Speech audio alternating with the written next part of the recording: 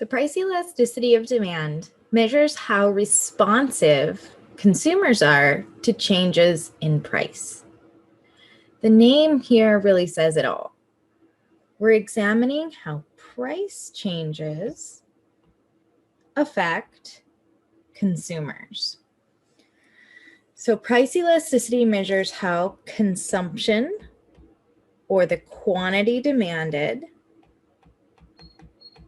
changes in response to a change in the price of a product.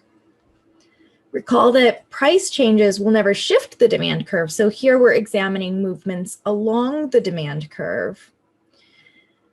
But in essence, we're trying to answer this question relevant to our previous discussion of total revenue. Which change is bigger? The change in price or the change in consumption resulting from the change in price? So when we calculate the elasticity of demand, we'll take a ratio of the change in consumption to the change in the price. Now, this fraction and the price elasticity of demand in general will always be negative because, as we said before, an increase in price will always lead to a decrease in consumption because the demand curve is downward sloping.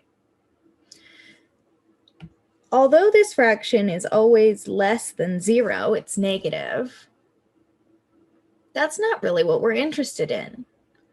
We're interested in whether the magnitude of the price change is big or small relative to the magnitude of the quantity change. Which effect is bigger? We want to know whether the numerator of this fraction is bigger or smaller than the denominator.